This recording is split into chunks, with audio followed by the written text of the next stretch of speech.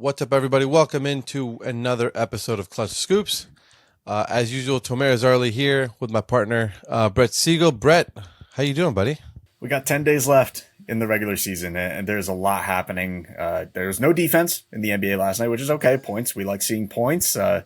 But yeah, that's basically where the NBA's at. We're coming down the home stretch. Bunch of teams are fighting for playoff position, but there's some teams at the top. They've separated themselves, one of which is in the East. We're going to touch on real quickly before we dive into the Steph stuff. So I'll throw it back over to you, Tomer. If you don't know what happened the other night in the NBA, Philly scored 153, Boston scored 147, Indiana scored 145, Denver scored 130, New York 130. There was just too many points being scored last night. So that's if you didn't see what happened on Wednesday night, that was what happened. Yeah, before I know we have Steph Curry on the graphic here. Before we jump into it, I think there is a bigger kind of name to touch on. It's an Eastern Conference All-Star, Cade Cunningham, who they have the Pistons put an update on him. He'll be reevaluated in a week. Which puts him just, I think a game or two before the end of the regular season. Does, I believe, effectively end his campaign for All NBA, his MVP, end of season awards. He's basically ineligible. Brett, what's your take on just Cade's injury? Do you know anything else besides the release itself? Including tonight's game against the Minnesota Timberwolves, Detroit has 6 games remaining on their schedule. Cade Cunningham needs to play in 4 of those games to remain eligible for MVP, All NBA, any honors for the end of the season. And so Cade Cunningham, they said he's going to be out another week. Today's Thursday. It's going to be next Thursday when he's reevaluated, which means that his MVP campaign, unless he comes back miraculously and plays on Monday night, I believe it's against the Orlando Magic, his MVP campaign is over, his All NBA campaign is over, and there's going to be more discussion about this 65 game rule. Cade Cunningham, though, he's on the mend. It's good to see that he's making good progress. It does seem likely that he will be available for their first round series. And so they want to make sure that he's fully healthy for that because the Pistons have high championship aspirations this season. Getting Cade back is essential, even though they've played terrific without him. And once they have their full unit, Tomer, they believe that they are the best team in the Eastern Conference. And that's why they're not going to rush him back in any manner, especially because he's suffered a collapsed lung. It's something that you don't want to play around with. Obviously, the Pistons are the number 1 seed in the East right now. They will be able to. They will have that week of the play-in off, so it's not like they need to rush Cade Cunningham back. Even if he does need through the end of the regular season, they have that week to get him ready before Game 1 of the playoffs. I will say though, if Cade is ineligible for all end of season awards, this does put a lot of media members in a predicament of saying, do we reward a Detroit Piston at all? For end of season awards, whether it's All NBA, All Defense, and I say that because Jalen Duren, I think, is someone who has played phenomenally all season. He's stepped up big time without Cade in the last couple weeks, and he has a strong case to make an All NBA team. And I think if he does make that, I believe he's eligible for is it the Supermax? I believe, which would essentially, good for him, obviously great for him, but it would put the Pistons in a bit of a pickle here with Cade and with Duren trying to build a roster around those two Supermax players. Do you agree with that, Brett? Or do you think that they can navigate around that without any issues? We'll see what happens. I mean, we've seen it with many teams that they're starting to kind of tear apart their rosters a little bit with these max contracts, and they're looking for more middle tier guys. So Jalen Duren, if he gets a super max contract, which it's looking like that he's going to wind up getting between $220, $240 million on a 5-year contract in the offseason, that's going to be the big talking point is these contracts for the Pistons. They're going to be putting themselves on a timeline and a time limit to compete. Moving on to the Warriors, they obviously have their own injury issues with Steph Curry. I think the Warriors put out a release yesterday. Read it here. He has progressed in participating in live 5-on-5 scrimmage. He continues to progress in his return to play protocol, will likely participate in another scrimmage this week, and will be reevaluated over the weekend. Curry last played on January 30th against Detroit. So more than 2 months of an absence now for Steph Curry. And, it seems like he's ramping up to return to play. I believe there are some reports as well that he might be targeting Sunday as his final, first game back against the Houston Rockets, I believe. Brett, can you shed any more light on Steph's kind of recovery here and just, when he could be back on the floor? Yeah, so word that I've gotten from the Warriors is that Stephen Curry looked good in his 5-on-5 scrimmage. He's moving well. He's not experiencing the same level of pain that he did near the All-Star break when he first tried on-court work, and He had that minor setback, which caused him to miss even more time, but things are going well right now. They don't have many concerns, but he still has to pass that final checkpoint. He has to play 5-on-5 again later this week. I believe that they're going to be scrimmaging on Friday. And assuming all goes well there and he doesn't have any setbacks, he doesn't tweak that knee, he will be available for that Sunday game. That's the target. That it was first reported by Sam Amick and Nick Friedel over at The Athletic. And so that is the date, make or break, for Stephen Curry to return. He will either play against the Rockets, or they'll say that he won't be available because he has some kind of setback or he's still experiencing knee pain, and they will rule him out for the season at that point. But as of right now, it's looking very optimistic, and the Warriors are very optimistic that Steph will be playing on Sunday against the Rockets. At this stage in the season, the Warriors are the 10th seed in the West. It doesn't look like they're going to be able to make up enough ground, given their record, their strength of schedule, who they have left in the schedule, and just the struggles they've had. I mean, Al Horford is still out. Kristaps Porzingis, I think, missed the other night's game because of a back-to-back, I believe. So they've had injuries on and off. So they will be the 10th seed, and I think their best case scenario, as we talked last week, is just to get Steph back and close to 100% and hope that you can make a run as a 10 seed, upset the 9 seed, then upset whoever loses the 7-8 game, and then, try and go against the Thunder, who have been a juggernaut all season, back-to-back 60-win seasons for them. So, I think we talked about it last week a little bit. I think there still should be a case for shutting Steph Curry down, because there just doesn't seem to be. I don't want to call this a lost season because, again, it's going to be a little bit tough to compete against the Thunder, but you were able to acquire Porzingis. I think that's a piece they want to consider for the future next year. But they do also have their draft pick, and if they don't make the playoffs as a 10 seed, that'll be a higher draft pick than if they make the playoffs, obviously. So, do you know if any insight as to whether they even care about the draft pick? Are they eyeing that? Is draft positioning important to them at all? So we're actually going to be having a big intel story coming out tomorrow at ClutchPoints, so everybody stay tuned for that. We're going to be talking Warriors offseason. We're going to be talking NBA free agency updates, something that we're going to talk about later in the show with the Bulls and Billy Donovan's future. So stay tuned for that. It's going to be up Friday afternoon. And so going back to the Warriors, the intel on their draft pick, if they can get a high draft pick and get lucky in the lottery, that's fantastic. It gives them more leverage. They can either draft a young guy for the future, or they could potentially flip that pick for something that they could do in the offseason for a bigger name that they may pursue. But as of right now, the focus is on this season. They want to get Steph back on the floor. They want him to play next to Kristaps Porzingis, Draymond Green, and even though Moses Moody and Jimmy Butler are injured, they still feel like that they can compete as long as number 30 is on the court. And that has been the mindset in the Bay Area all season long. That's why they've been very patient with getting Steph back. It's going to be a play-in scenario. We don't know what seed they're going to be yet. They could move out of that 10 spot. Maybe they move up to number 9 and pass Portland. So they host that 9-10 game. Maybe the Clippers wind up collapsing and the Warriors pick up a win against them in one of their final 5 or 6 games.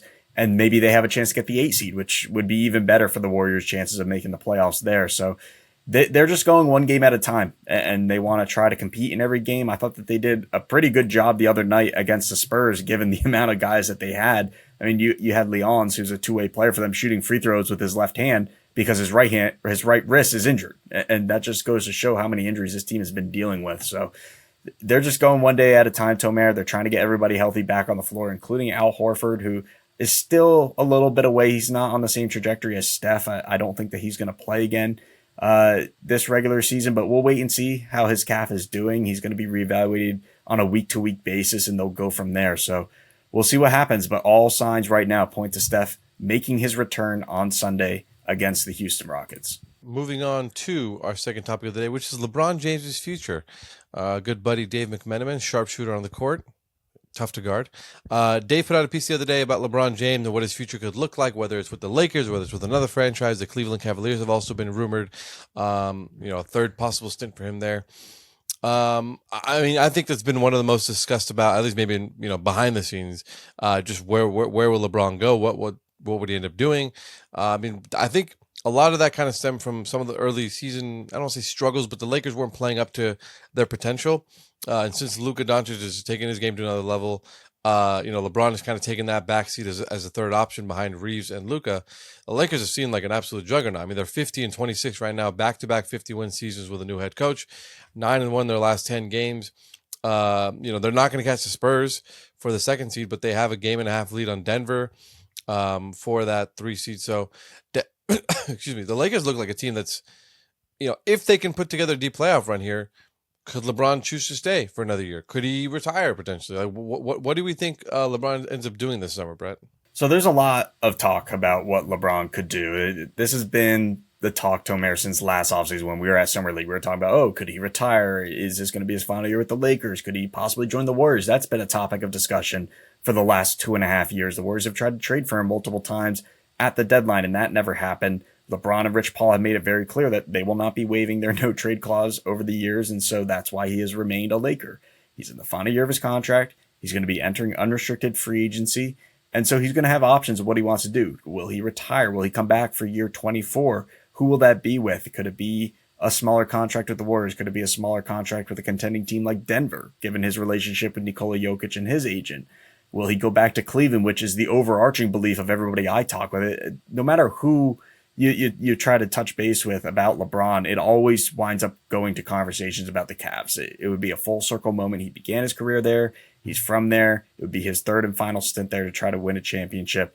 Makes a lot of sense for him to go back to the Cavs, and I fully expect that to happen. But obviously, possibly going back to the Lakers, I think, is very much a topic of discussion because they've been a second half team this year where they've had that second half surge. Luka is playing absurd. He had a historic month of March, putting up numbers that nobody ever has before.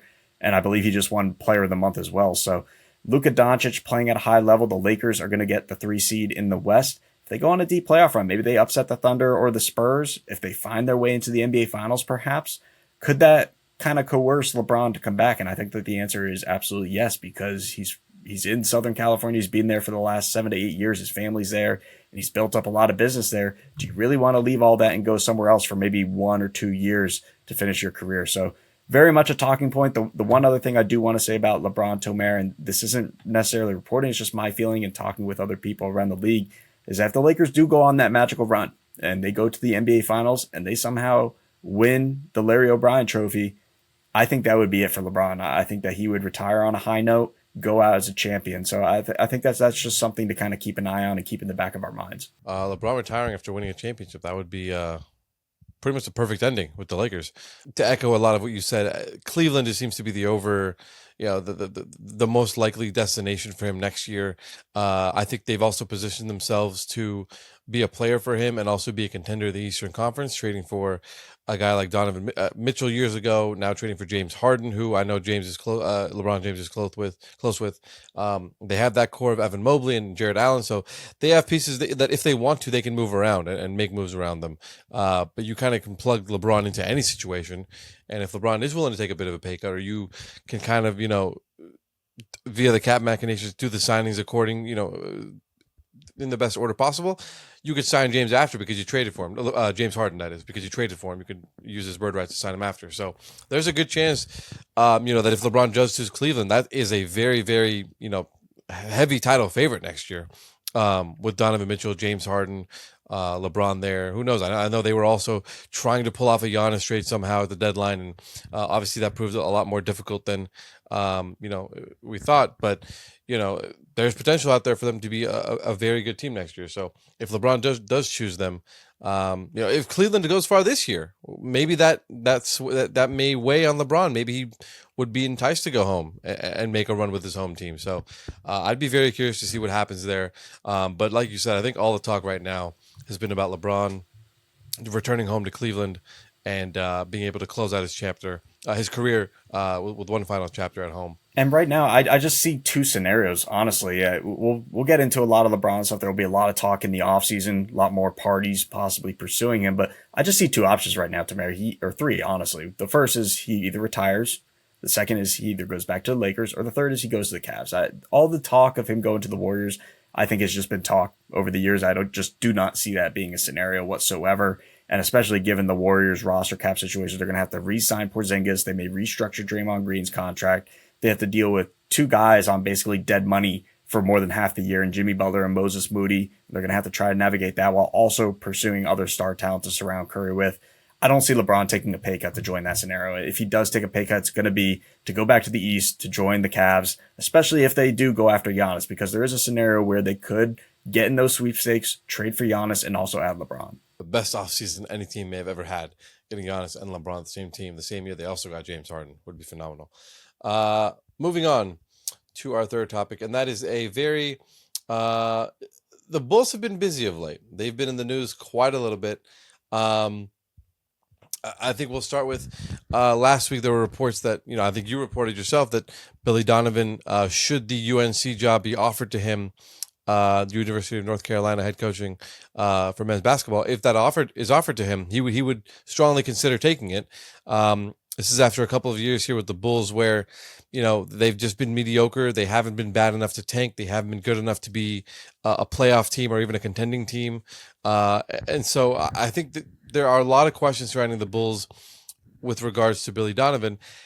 And that's before you even look at the actual roster and how management has really handled this roster. Again, we talked about it at the trade deadline.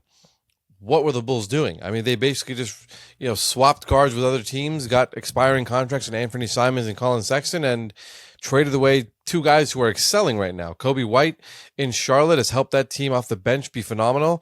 Ayo Dosunmu just recorded a triple-double for the Wolves that had never been seen in franchise history with 15 rebounds and 12 assists. Like, they gave away guards. They gave away really good players.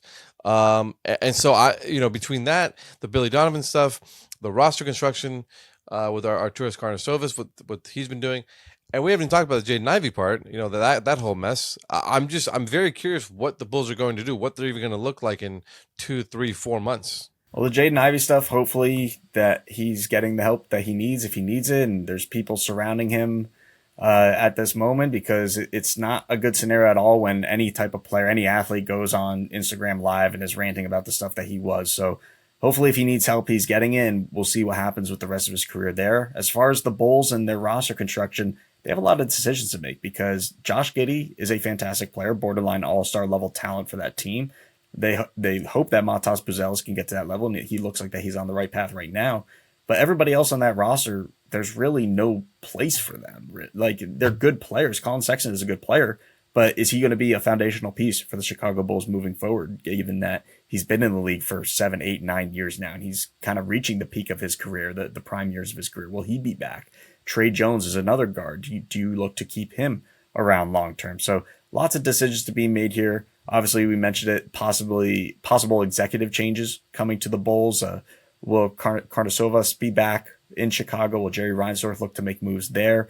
And that kind of leads to all this uncertainty down to the bottom with Billy Donovan. All the uncertainty at the top with management, the uncertainty with the roster, the constant changes with the roster, and not being able to make ground in the East. He is considering leaving the Chicago Bulls till Mayor. And that is a real possibility in the offseason. He'll evaluate where things are after March 12th, and no decision will be made on his future until the end of the season. He's made it very clear that he's committed to finishing the season with this team. And that kind of puts UNC in a bind in the college landscape because the transfer portal is opening up, I believe, within a week. You have the Final Four happening on Saturday and then the championship happening on Monday. UNC needs to make a decision. They're in on Tommy Lloyd right now of Arizona. That is their top choice. But if they can't get Tommy Lloyd, they can't get Dusty May from Michigan, Billy Donovan is right there on that list too. And so that he would immediately be their clear top choice if Arizona's Tommy Lloyd decides to stay with the Wildcats. So that's kind of where everything's at right now with the Bulls. And so we'll see what happens in the offseason. But a lot of decisions to be made. They may not only be looking to make some executive changes, but they may need to find a new head coach as well. Yeah, I think in watching him before his knee injuries, Jaden Ivey was playing phenomenally for the Pistons. It looked like he had a future as a backcourt mate alongside Cade Cunningham. And I think when the Bulls traded for him, obviously he only played 4 games, but showed some promise. I think there were some promising signs there that, albeit just 4 games, like you saw the signs of a potentially really good player you could place alongside a Josh Giddey, a Matas Buzelis, and unfortunately, it's just the trade's just looking that much worse because you gave away 2 of your best guards, and did not really get much in return. I think Simons has a fracture in his thumb, I believe, or his hand, so he hasn't been playing. But also expiring. Colin Sexton's expiring. So just from a management perspective, I'm very curious how, not to be too critical, but how Karnisovas, maintains his job. Because the Bulls have been stuck in mediocrity. I can't remember the last time they were in the playoffs. It had to be 4 years ago when I think they had a playoff series against the Milwaukee Bucks. They had a couple games. They took a couple games. So Chicago's just been unimpressive. It looks like it's time to make changes there.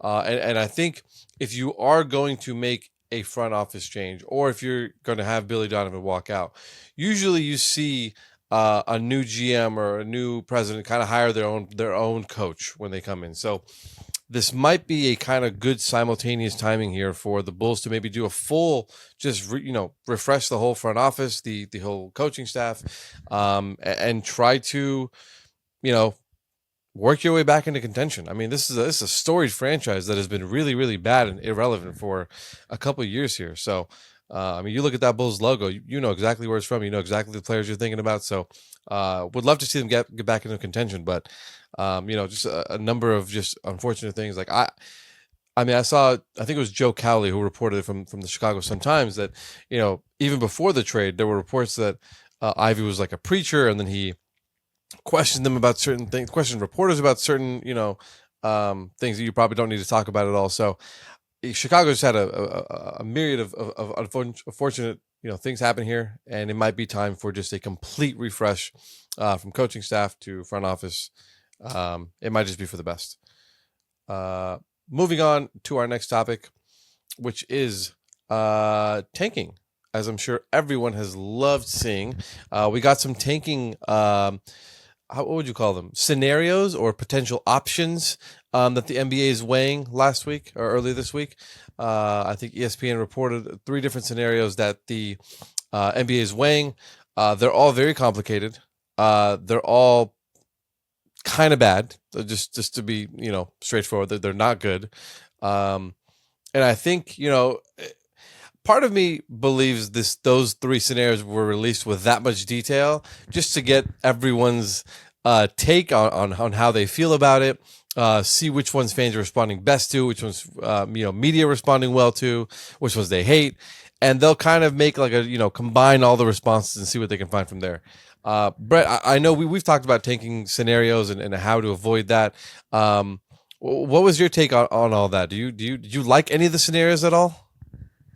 Well, tanking. I don't see any tanking. The Indiana Pacers just scored 140 somewhat points. They're winning games left and right. So tanking, I don't know too much about that right now. But as far as these rules that are going into effect, obviously it's very clear that these scenarios were released with the intent of not only the NBA getting feedback from fans, but the governors and the owners getting feedback from fans, because those are the people that are going to be voting. There has to be 23 out of 30 of those governors in that board of governors meeting voting yes for a rule proposed change for it to happen. And Adam Silver and the NBA, when they meet with this group in May, they are of the mindset that changes will be agreed to. They're going to put these rules into effect immediately before the 2026 NBA draft happens, but it's going to be for the 2026-2027 season. That's when those rules will go into effect.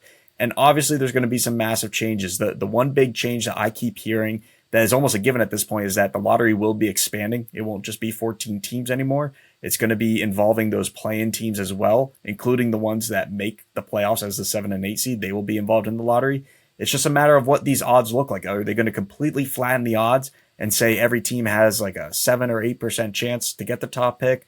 Are there going to be certain ways where the top or the worst 4 teams still have adjusted odds, and will that still incentivize tanking at all? One of the concerns that I've actually heard from some teams and from some front offices that's been brought to their attention is, well, what happens if you expand to 18 teams? Are there just more teams that you're kind of incentivizing to tank then and try to lose games later on in the season when they have injuries and things aren't going well? And an example of that, even though they're not tanking, is the Warriors, for example. Would they be more incentivized to tank now and not play Steph and Curry if they had equal odds to the Washington Wizards to get the number 1 pick? So I think that that's a very valid talking point and a valid concern that has to be discussed during these meetings.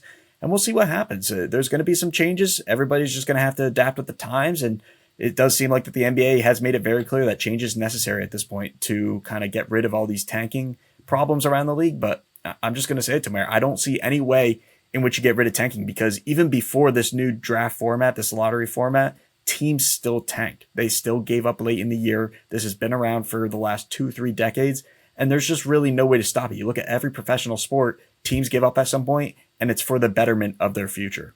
Part of me is like, why not just go the NFL route? But I think the NFL route obviously is where I believe just the worst record just gets the highest pick, and you go down from there. And I think there are tiebreakers. Is it a coin flip or something? I think it's just a tiebreak that way.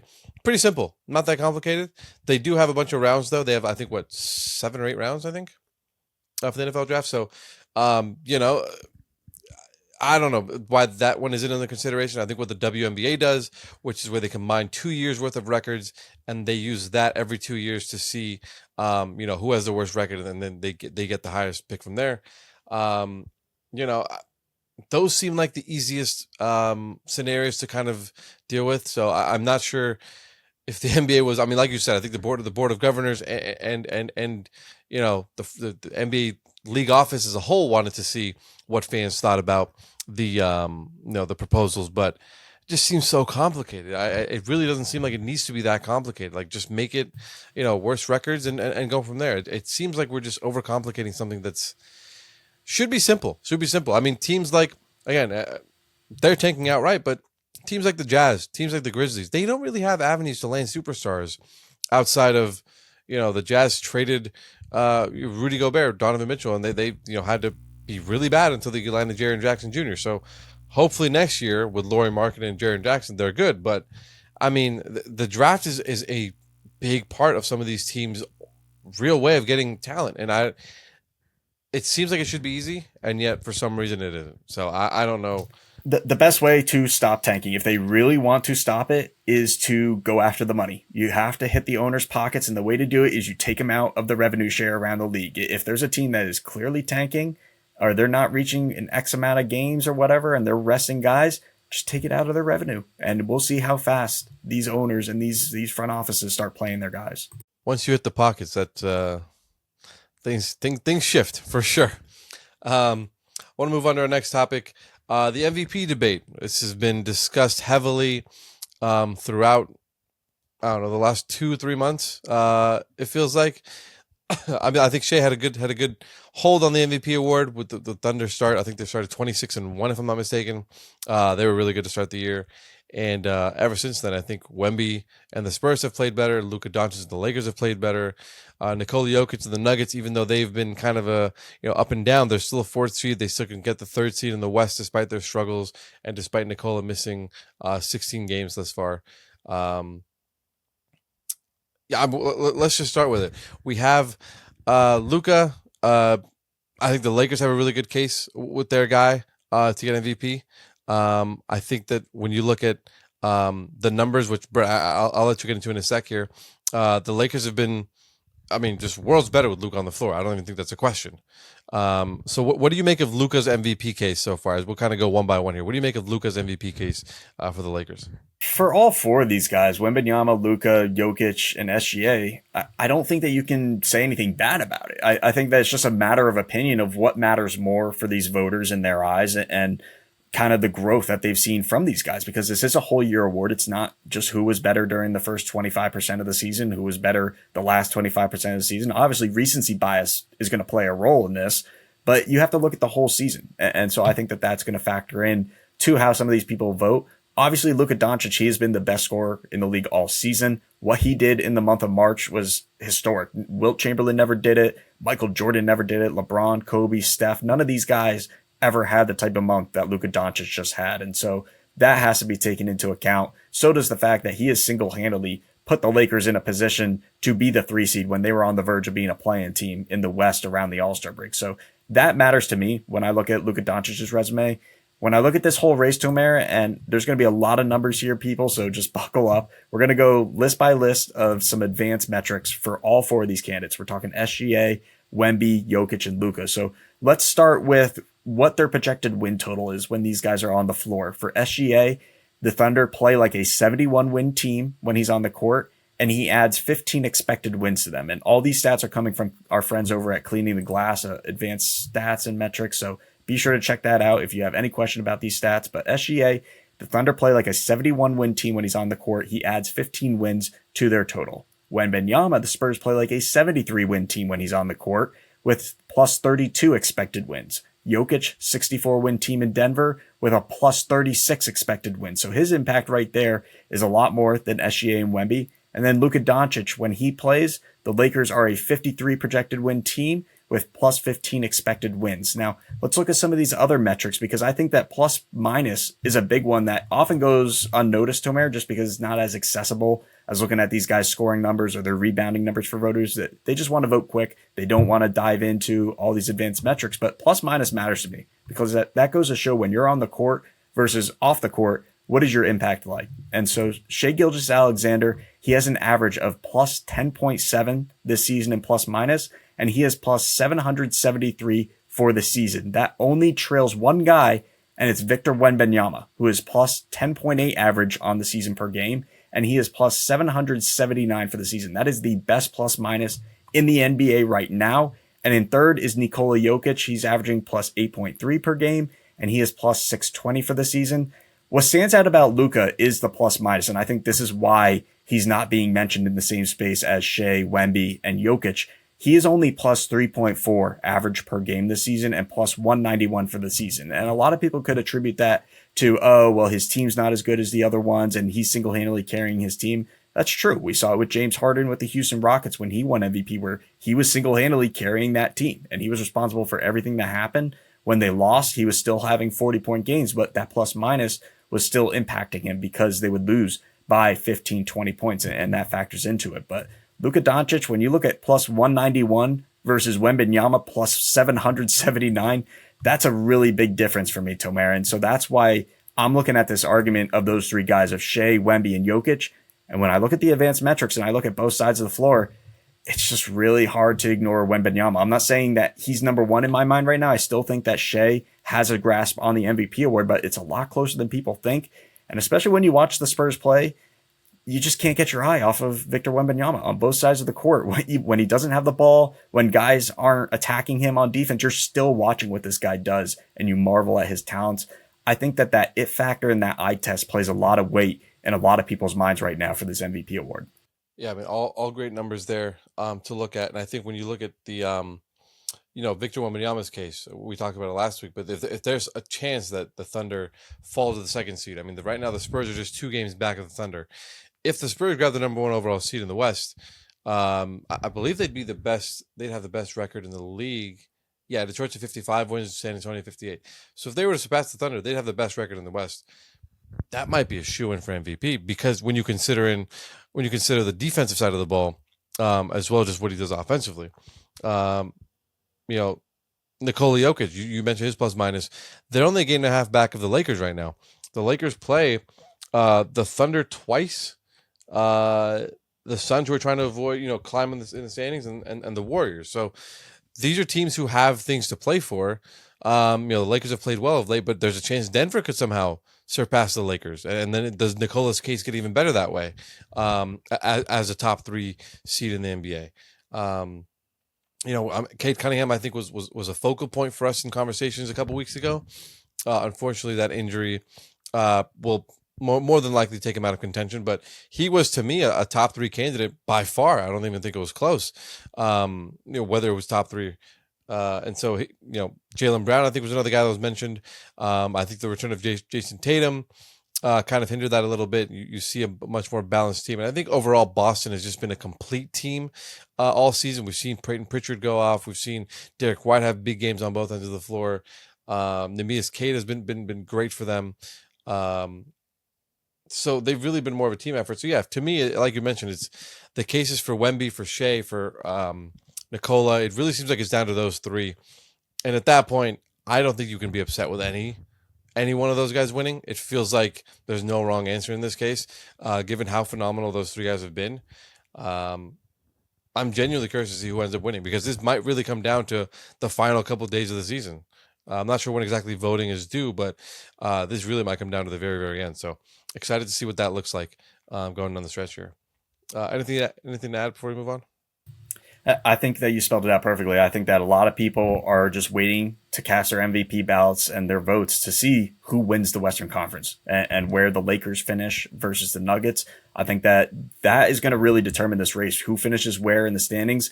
I think that that's going to determine 1 through 4 in the MVP voting. Our final topic of the day, which is free agency class. of this summer. A lot of teams, we've seen them gear up, position themselves for draft picks, free agents. This does not appear to be one of those years, or at least doesn't appear to be a strong class, anyways. You see here, Kristaps Porzingis is pictured, Austin Reeves is pictured. Brett, you probably have more insight than I would in this, but feels like both of those guys, while teams will be aggressive for them, will likely return to their respective teams in the Lakers and the Warriors. The Warriors traded for Porzingis not to be a rental, but to be, a staple in their rotation moving forward, a stretch five alongside Steph Curry. Austin Reeves has been, the number 2 guy now. For the Lakers, I don't see the Lakers parting ways with him, and I see them really paying him whatever he asked for, especially because this could be LeBron's last season with the team, and they might be building differently moving forward around their 2 guards. So what do you kind of think about those 2 guys, and then we'll go into some of the other players we have to talk about as well. We're starting to see a trend where free agency doesn't matter as much, and that's simply because the trade deadline has essentially become early free agency for a lot of teams, where they go out and they make their moves then, and then they extend contracts in the offseason or extend them then at the trade deadline. Then we're left with what we're looking at now for 2026 free agency. Unless, you have LeBron, who's going to be a free agent. Obviously, he's going to be the biggest name. But these other guys are really what stands out. Kristaps Porzingis is a former All-Star. Austin Reeves was playing at an All-Star level this year. Probably would have been an All-Star if he didn't get hurt with the Lakers earlier this year. So those are the 2 main guys. Porzingis, I haven't received any indications that he won't be back with the Warriors. It's going to be somewhere in that $18 to $24 million range, probably a 1+1 contract where he's under contract for 1 year, has a player option in the final year. And that's kind of how the Warriors are going to structure their contracts moving forward, especially for a guy like Porzingis, who he's going to want to not only prove himself to the rest of the league to get a big payday later on, but he's going to want to help this team. He's going to want to help the Warriors because they've helped him with his health issues. And he's been very grateful for that and everything that medical staff led by Rick Celebrini has done, one of the best medical staffs in the league. And it seems like that they've fixed his problems so far. And the Warriors obviously have fingers crossed. Porzingis has fingers crossed that that is the case.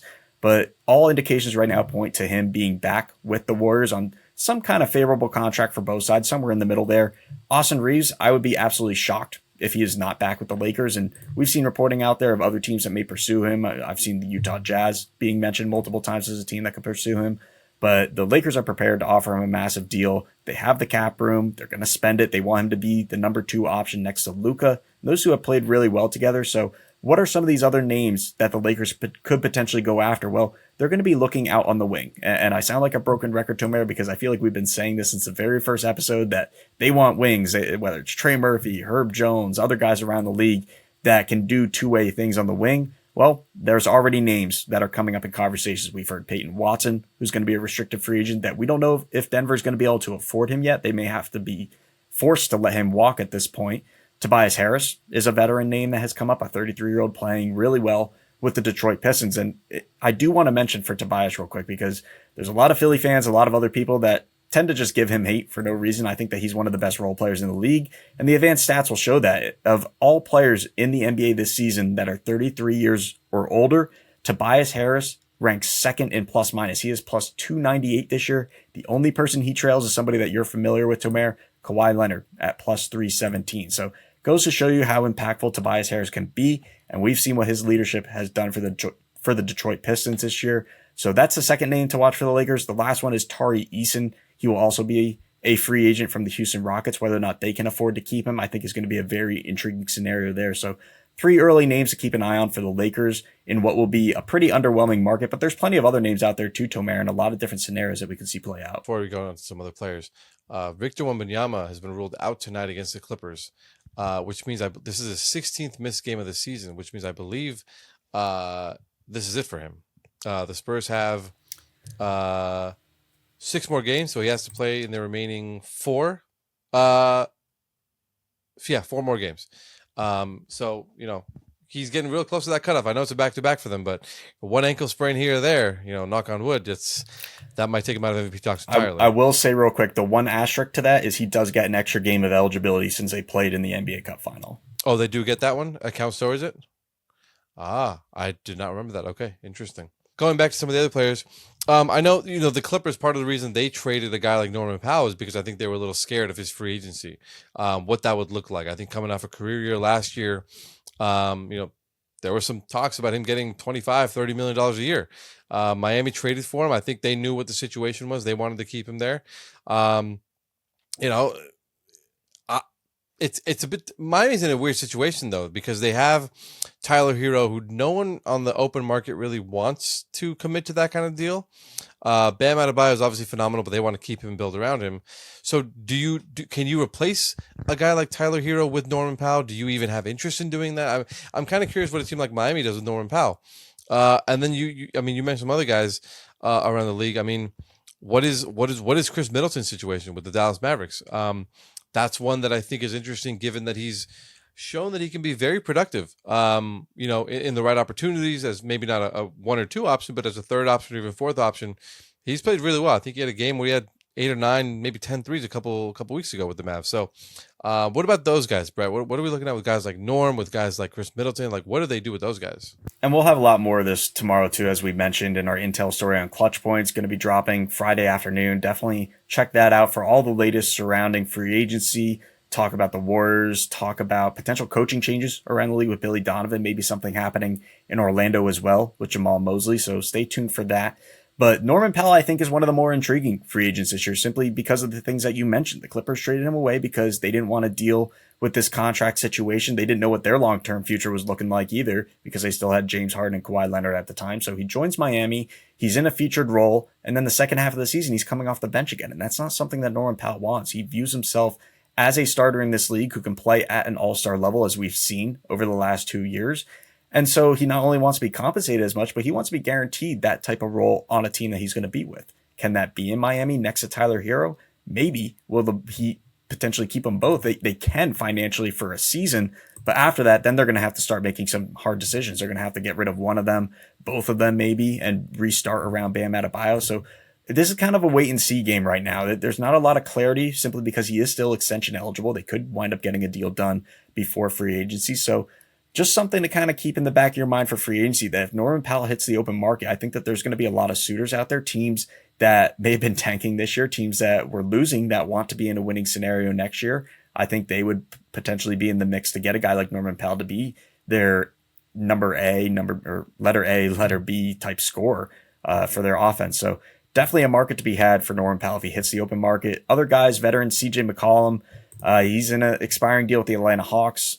I've been told that they want to keep him around on a team-friendly deal. We'll see what happens there. Same thing with Chris Middleton. I think that there's interest from Dallas to keep him around. But obviously, Middleton, he's a former All-Star. He doesn't necessarily want to take a massive pay cut where he's viewed as a minimum-like guy. That's one of the reasons why he didn't want to get bought out from Dallas. And so another scenario, which I think will be interesting, does he get the full mid-level exception? Do they look to do a sign-and-trade with the team and send Chris Middleton somewhere that he wants to play? So some interesting scenarios there with veterans, and we'll leave things off here, Tomer, with the Oklahoma City Thunder. I think that their free agency coming up is very interesting because Sam Presti had a plan when he first extended all these guys, Shea, Chet Holmgren, Jalen Williams.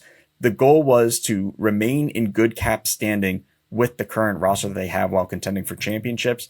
And the reason that they can do that is because Isaiah Hartenstein has a $28.5 million team option. Dort has an $18.2 million team option, and then Kenrich Williams, $7.1 million team option. Right there with those three guys, that's about $54 million that they could completely clear off their books and then look to renegotiate contracts. Maybe they get Dort on some kind of above the mid-level, but still kind of middle-tier contract in that $20 million range for a 3-4 year deal. Maybe it's $60 million, $80 million in total. Isaiah Hartenstein, maybe he's willing to take a mid-level exception type deal to stay with the Thunder. And obviously Kenrich Williams, maybe after getting paid on this last contract, he'll take a minimum contract. But there's still a lot of things that the Thunder will need to sort through after what they hope to be another championship run. They have 2 picks that are projected to be in the top 20, one potentially being a lottery pick, the other being right after the lottery. So you may have to clear roster spots if you want to use both those picks and bring in rookies. Because right now, if you factor in those 2 first-round picks, they're sitting at 17 guys on their active roster. So Sam Presti will have a lot of moves to make. He's going to have a lot of financial ramifications coming in. They're going to have to make some hard decisions about Isaiah Hartenstein and Lou Dort, especially if they don't want to take a pay cut. Yeah, I mean, those first round picks being guaranteed contracts is where the Thunder really have to make some decisions. That's a tough one. I mean, OKC again, the path is there for them. I mean, they have they've built a sustainable model here with a lot of their guys being, some guys have gotten paid, so they might be willing to take pay cuts. And again, I think it's so hard to win in this league, that you might just want to stay with the team that has gotten you this far. I think Isaiah Hartenstein felt like the missing piece for the Thunder, and they were his big payday. Lou Dort, I think, got his big break being that kind of defensive guy as a starter for OKC. So like, the relationships there seem great, and it seems like the grass isn't always greener. I'll say that, but the grass isn't always greener. Just because you get paid a little more, we know that state income tax looks a little different in some states, and you got losing situations. We've seen guys get tired of that. So OKC definitely in a good position to kind of retain some of their guys. But again, you don't know what everyone's priorities are. That wraps it for our show. Appreciate you guys coming on, joining us. We will have another one for you like next week. And we're putting some more content up on our Instagram, our YouTube channel. So make sure to subscribe, tune into all of that. Yeah, Brett, anything you got? Closing remarks, buddy? Lots of intel coming out tomorrow. Stay tuned for that big intel story coming on Friday afternoon. And we got free agency right on the horizon. We got the NBA draft right on the horizon. We're entering busy season in the NBA. See you guys.